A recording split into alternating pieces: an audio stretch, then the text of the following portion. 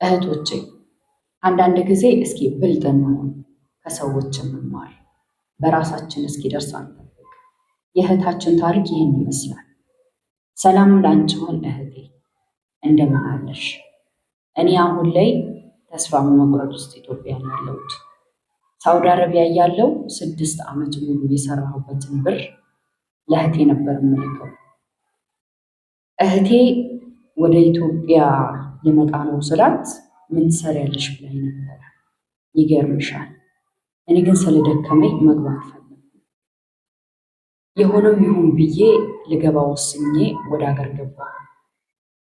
6 ዓመት ሙሉ ዋጋ የከፈልኩበት ገንዘብ አንድ ብር የለም። በጣም ነው ያዘንኩት።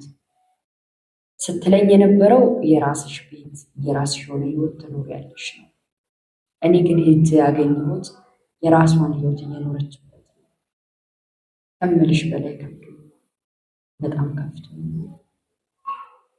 ለምንድን ነው የምኖረው ብዬ እያሰብኩ ነው። የገዛ የእናቴ ልጅ ገንዘቤን እንደዚህ ከካደችኝ እዚህ በኋላ ማንን አምናለሁ ብዬ ተስፋ ቆረጥኩ። የሚገርምሽ ነገር ወደ አረብ ሀገር ሊሄድ ስል በራሴ አካውንት ልክፈት ስላት አረ ምን ይሰራልሻል በእኔ አካውንት አስገቢ፣ እኔ ማለት አንቺ ነኝ አለች። አሁን ላይ እሷ ወልዳ አግብታ ህይወቷን እየኖረች ነው። እኔም ብታይኝ በጣም የጤና ችግር አለብኝ፣ ያመኛል፣ በጣም ደክሞኛል። ድጋሚ ሄጄ ልስራ ብል እንኳን አቅም። አንድ ቤት ውስጥ 8 ቤተሰቦች ሳስተዳድር ነበር።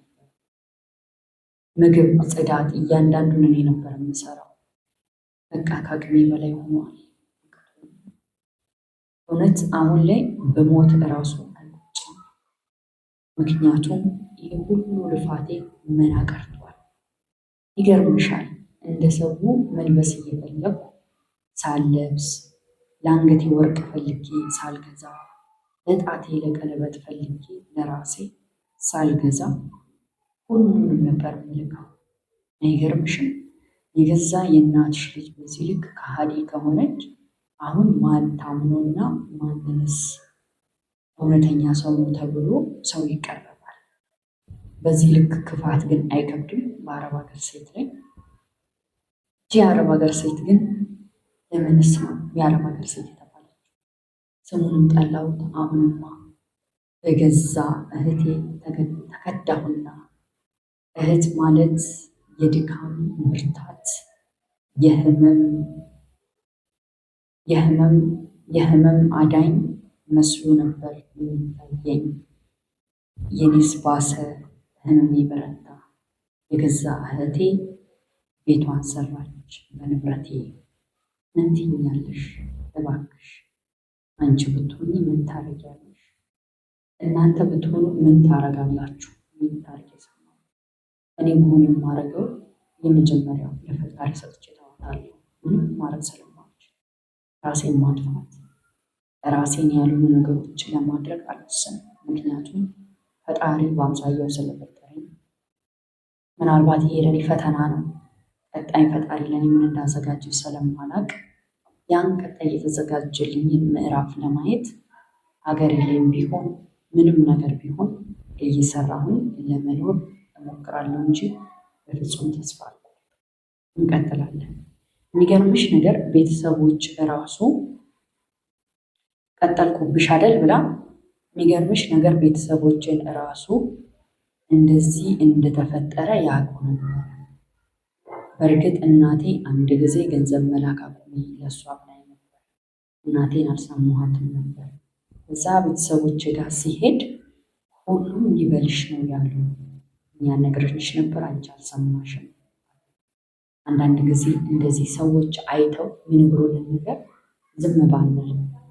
አሁን የሆነች ጓደኛሽ መጣ እንደዚህ ነው ካለችሽ ለምንድን ነው እንደዛ ያለችው ብለሽ ቼክ አድርጊ። ከዛ ያ ያለችሽ ነገር ከሌላ ሰውን ትክክል ሆኖ ከሰማሽው እንትን ማለት አለብሽ፣ ማቆም አለብሽ። ስለዚህ አሁን ላይ ማንም የለኝም እንደነገርኩሽ በተስፋ መቁረጥ ውስጥ ነኝ። ስለዚህ እህቴ እባክሽ አደራ የምልሽ ነገር የአረብ ሀገር እህቶች ምስኪን የዋህ ናቸውና ሁሌም ማንቂያቸው። ምን ነበር እኔ አንቺን በፊት አውቄሽ ኖሮ ቢያንስ የአንድ 2 ዓመት ገንዘብ ምክንያቱም ብዙ ቪዲዮዎችሽ ለቤተሰብ አትስጡ፣ እዚህ አትደርጉ ነው የሚለው። ሰው ግን ክፋት ይመስለዋል እንደዛ ስትይ፣ ግን ለራሳችን ብለሽ ነው። አንቺ ህይወቱን ኖረሽዋል። ህመሙ፣ ድካሙ፣ ልፋቱ፣ ቁስሉን፣ መራብ፣ መጠማቱ፣ ከላይ ታች መጠራቱ ሁሉን ታውቂዋለሽ። ለዛ ነው እንደዛ ነው። በእርግጥ አንዳንድ ሰዎች ለራስሽ ይመስላቸዋል፣ ግን እንዳትሳሳቱ ባያቸው ለራሳቸው ነው። ስለዚህ በህይወታችሁ ውስጥ ሰዎችን አምናችሁ ገንዘብ አትስጡ፣ ፍቅረኛ አትላኩ፣ ለቤተሰብ አትስጡ። ተው እንዳይቆጫችሁ። እኔ አሁን ላይ ይህን ጽሑፍ ስጽፍ እጅ እየተንቀጠቀጠ እንባ እየቀደመኝ ነው። ምን ነበረ ያኔ ባወቅኩ ኖሮ ሶሻል ሚዲያ አሁን ላይ እንዳለው ሶሻል ሚዲያ በፊት ላይ አልነበረ። ስልክ ራሱ ያዝኩት ከ3 ዓመት በኋላ በጣም ዘግይቼ ነበረ ለቤተሰብ ገንዘብ አትስጡ የሚባለው ነገር የሰማሁት። ብቻ አላቅም። ለሁሉም አልሐምዱሊላህ እሱ ያለው በህይወት ውስጥ ስንኖር እንግዲህ ብዙ ፈተና ይገጥመናል፣ ብዙ ውጣ ውረድ ይገጥመናል። ሆነም ቀረም ግን ፈጣሪያችንን ከያዝን ለእምነታችን ምንም ነገር ከእጃችን ቢሄድ ምንም ነገር ደግሞ ፈጣሪ ያለ ምክንያት እንደማያደርገው ማወቅ መቻል አለብን። የሰው ልጅ ደግሞ አለ ስንለው የለም፣ የለም ስንለው አለና በዚህ ሰዓት 6 ዓመት የተለፋበት ገንዘብ መና መቅረት ማለት ከባድ ነው። ስለዚህ እናንተ ከእሷ ተማሩ።